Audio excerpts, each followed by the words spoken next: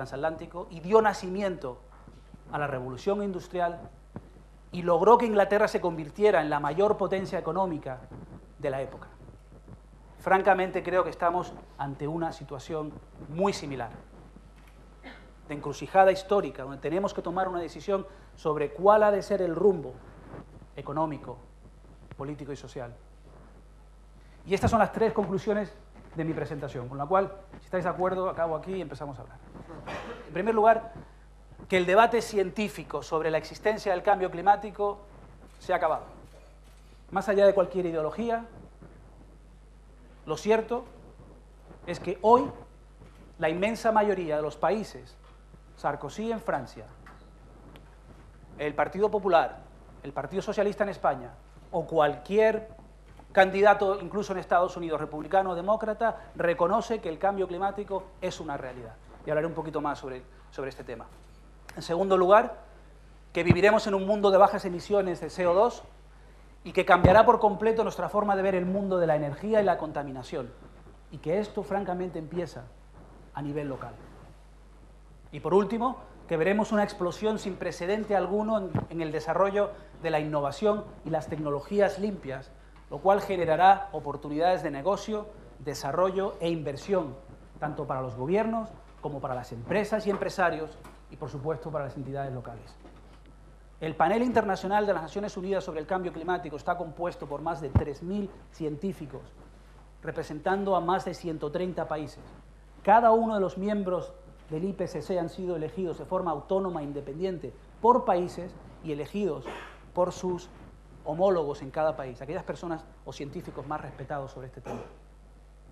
Hemos tenido 6 opiniones, una tras otra, y han llegado a la conclusión de que con un 95% de probabilidades el cambio climático no solo es una realidad, sino que es la mano del hombre la que está acelerando este proceso.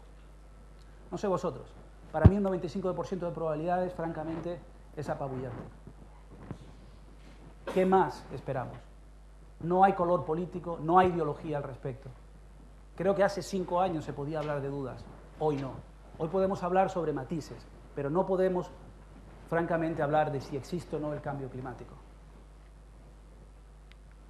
Y no entraré en detalle en cuanto a la evidencia científica, que creo que francamente es aplastante. Pero sí es cierto, como veis aquí, por un lado tenemos el nivel de concentración de emisiones de diferentes contaminantes, gases contaminantes, y por otro lado tenemos el tema de los últimos 2000 años de la historia. Y existe una correlación directa entre el nacimiento o el desarrollo de la revolución industrial, la capacidad del hombre de generar toneladas y toneladas y millones de toneladas de emisiones y volcarlas al medio ambiente, y la concentración de las mismas en el medio ambiente. Y por supuesto existe también una correlación directa entre la concentración de gases en la atmósfera y el aumento de las temperaturas, que como podéis ver aquí, en los últimos años ha sido francamente alarmante. De hecho, los 10 años más calurosos en la historia de la humanidad se han registrado en los últimos 20 años. Creo francamente que no es ninguna casualidad.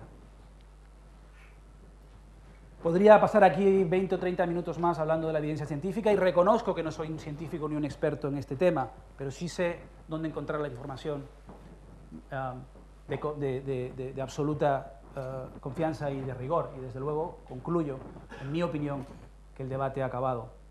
Y eso, francamente, creo que es importante aclararlo, porque de cara al futuro viviremos en un mundo de bajas emisiones.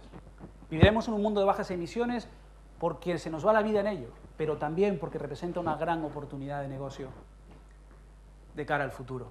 Pues esto que veis aquí es la cantidad de dinero que se ha invertido a nivel mundial en energías limpias en los últimos 7 años. En el 2004, como podéis ver aquí, la inversión mundial era de 54.000 millones de dólares. En el 2004.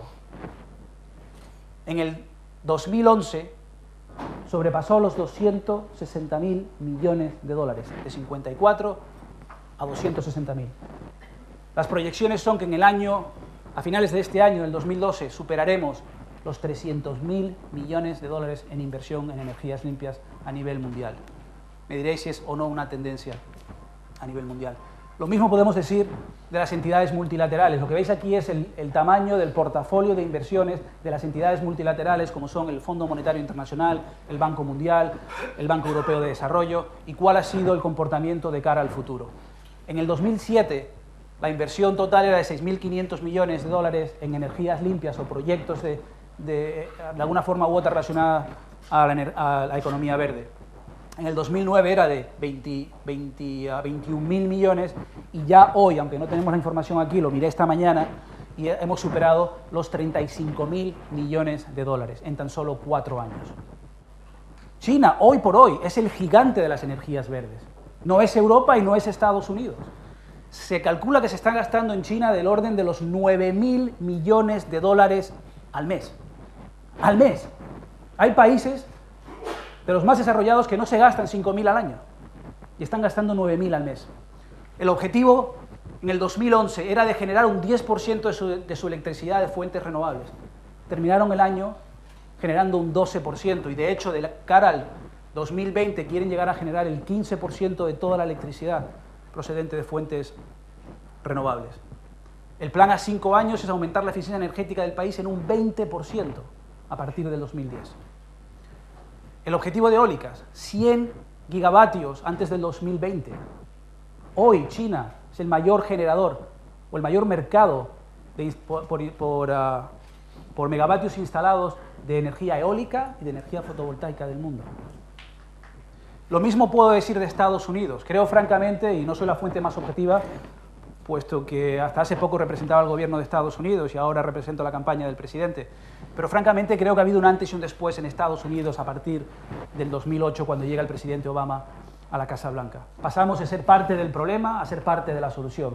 Un país que no invertía y no creía en las energías renovables, a un presidente y un partido, el Partido Demócrata, que quiere que Estados Unidos lidere esta revolución mundial de cara a los próximos 20 años.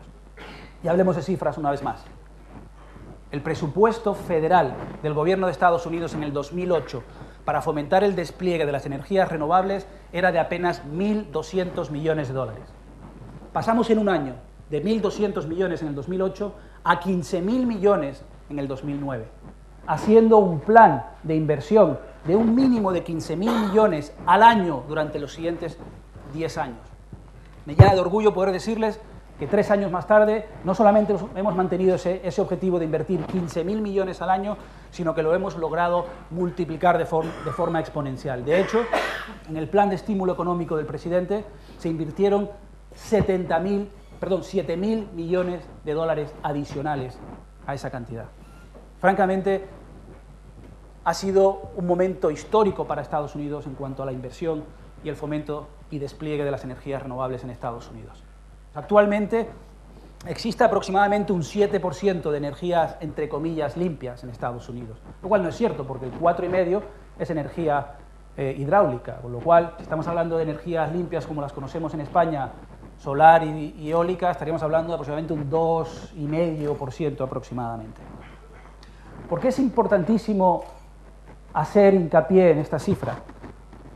Porque si el presidente Obama sale reelegido, vamos a pasar de un 7% actual a un 25% antes del 2025. ¿Y qué significa eso? El segundo mercado, hablaba antes de China, en cuanto al mercado de la energía eólica mundial, es China el primer mercado. El segundo es Estados Unidos. La energía eólica en Estados Unidos representa aproximadamente el 1% del mix energético. ¿Qué va a pasar cuando pasemos del 1% al 10% o al 15%? Sin lugar a duda, seremos la potencia mundial en cuanto a generación eólica y generación solar. Jamás se ha invertido tanto dinero en tan poco tiempo en I+D+I en un solo sector de la economía en la historia de Estados Unidos. En América se le llama el nuevo proyecto Apolo, haciendo referencia a lo que significó para Estados Unidos mandar un hombre a la Luna, desde un punto de vista de capacidad empresarial, de desarrollo de nuevos productos. Muchos de los productos que hoy conocemos, como el Wi-Fi, el Internet, la telefonía móvil, el GPS, surgieron a raíz de esa década de grandes inversiones en I+D+I que le permitió a Estados Unidos mandar un hombre a la Luna. Y proporcionalmente estamos gastando hoy mucho más dinero en desarrollar la tecnología y fomentar la innovación alrededor de este sector estratégico para la economía estadounidense. Esto que ven aquí quisiera explicarlo. En rojo ven cuál ha sido el comportamiento de los diferentes índices bursátiles. El rojo es el comportamiento del índice bursátil de empresas verdes. El Nasdaq es el índice bursátil de las empresas tecnológicas, que sería el azul. Y luego en azul más oscuro es el S&P 500, que es el índice bursátil de las 500 mayores empresas del mundo.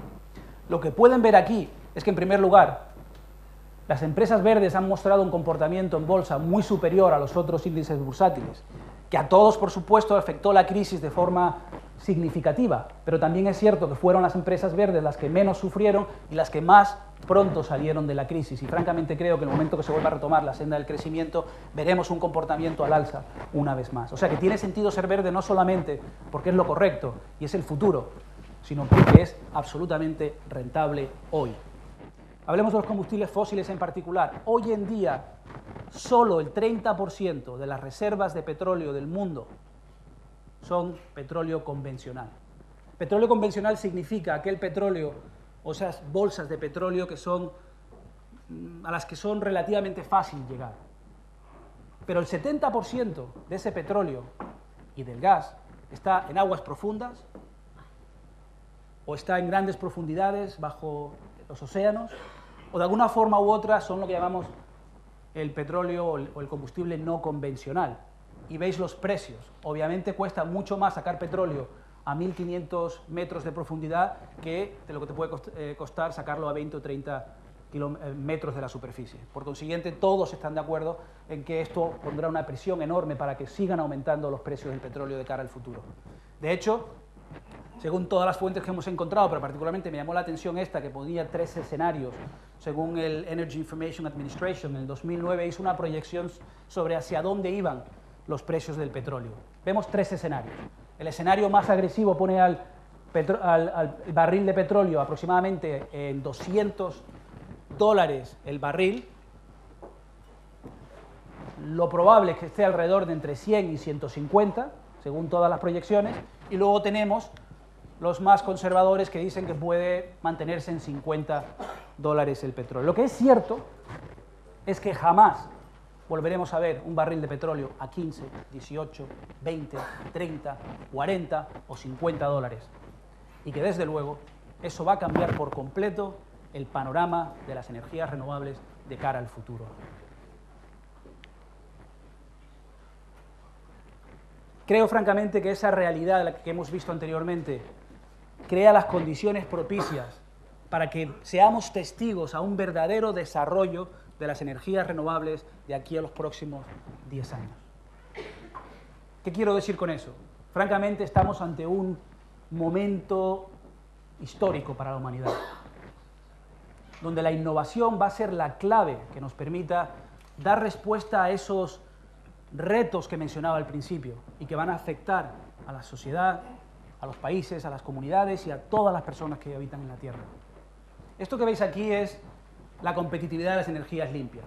La fotovoltaica se descubre aproximadamente en 1975 en Estados Unidos y podéis ver aquí cuál ha sido el comportamiento de los precios durante los últimos 40, 50 años. Ha ido a la baja, sin lugar a duda, de los paneles solares. Esto que veis aquí es, hoy en el 2010, cuesta aproximadamente $3.10 el vatio de placa fotovoltaica solar. Y veis aquí qué porcentaje de ese precio es la placa fotovoltaica en sí, aproximadamente un 80 de los $3. Pero quiero que veáis cuál va a ser el comportamiento de cara al futuro. Se va a convertir en un commodity. Cada vez, a medida que estos mercados alcancen su apogeo, su desarrollo, será mucho más barato y más fácil también producir grandes cantidades que abaratan los precios, que mejoran la eficiencia y que hacen este producto sea mucho más competitivo de cara al futuro. Donde aquí en el 2020, por ejemplo, ya vemos donde la ingeniería, la parte de ingeniería, la parte de construcción, lo que te cuesta el convertidor y luego ya la placa, prácticamente son costes muy iguales.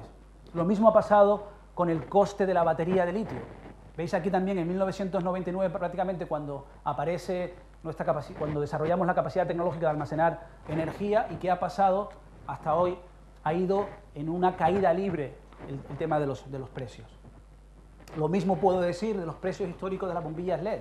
En 1970, que te costaba aproximadamente $100 producir lumen, que es la medida de luminosidad de las bombillas LED, y veamos lo que ha pasado al 2010. Se han desplomado los precios y todo hace pensar que en los próximos 10 años aumentará de forma muy acelerada y exponencial.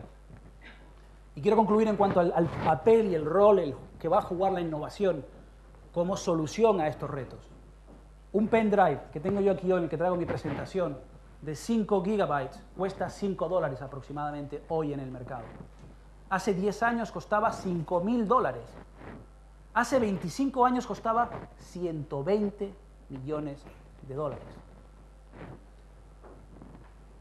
Cuando vi estas cifras me llamó mucho la atención el hecho de que yo empecé la universidad en 1989, si mal no recuerdo. En ese momento estudié en una universidad con muchos recursos, la Universidad de Boston. Y mirando las cifras, resulta que la Universidad de Boston tenía instalado en capacidad informática en 1989 mucho más que casi la mayoría de las universidades norteamericanas. Hoy, en cualquier móvil que tenéis vosotros, hay aproximadamente 500 veces más capacidad informática de lo que existía en la Universidad de Boston en 1989. La innovación genera competitividad y baja los precios. De cara al futuro podemos predecir que ese comportamiento es absolutamente aplicable a las energías renovables y las tecnologías limpias. Quisiera hablar rápidamente como caso, por ejemplo, lo que ha pasado en la telefonía, que creo francamente que este es un caso práctico en lo que es la telefonía fija y la telefonía móvil y lo que es la capacidad de energía tradicional y las energías renovables. Lo que vemos aquí es el panorama de las 20 empresas de telecomunicaciones en 1990. La inmensa mayoría eran empresas de telefonía fija y habían pocas.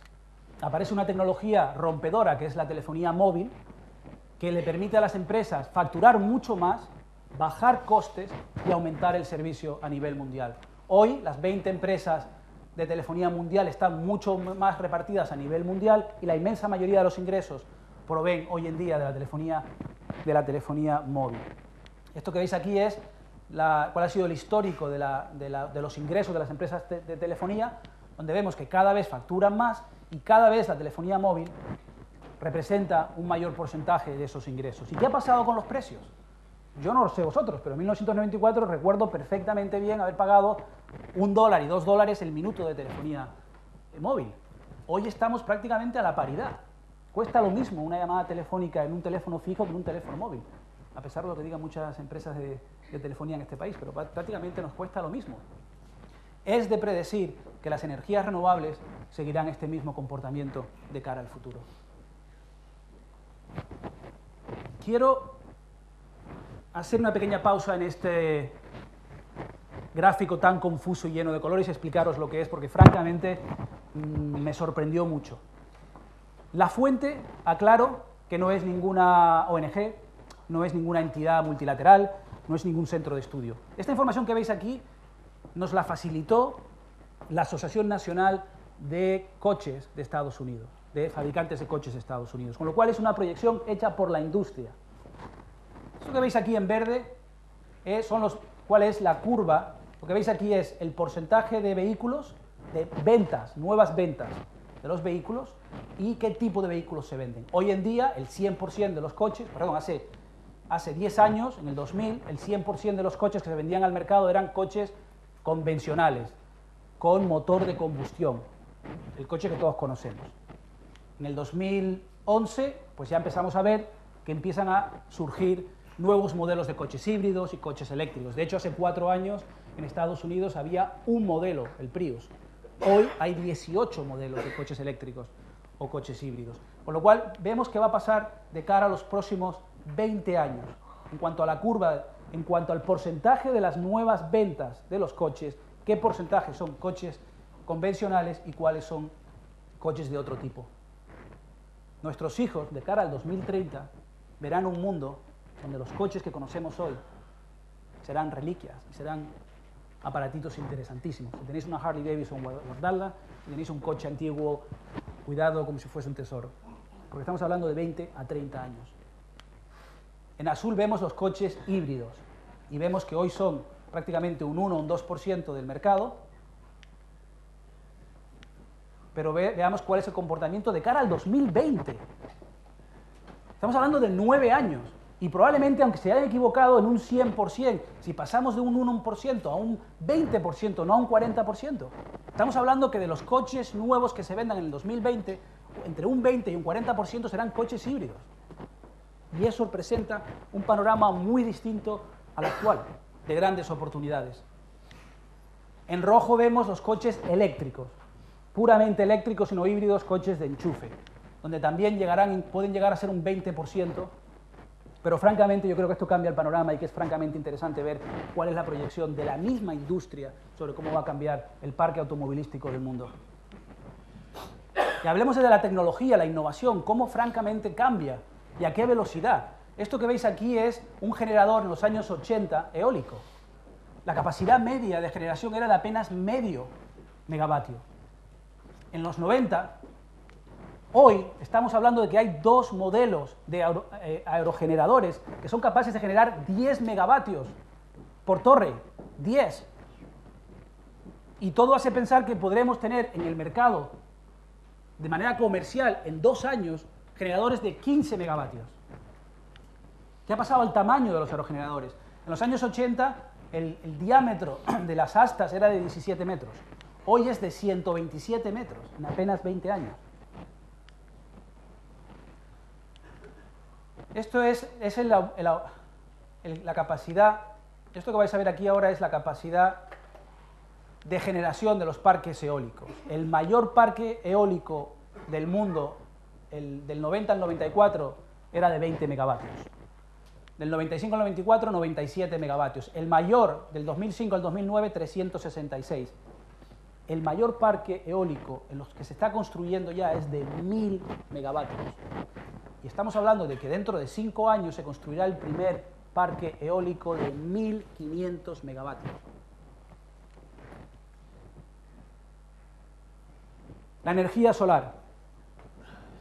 Tú mencionabas anteriormente el hecho de que se ha pasado una nueva normativa que va a permitir el autoconsumo y que eso va a cambiar el panorama en España. Estamos, según todos los expertos, a 3 o 4 años de poder tener placas fotovoltaicas lo suficientemente sofisticadas como para ser autosuficientes en casa y poder desconectarnos de la red.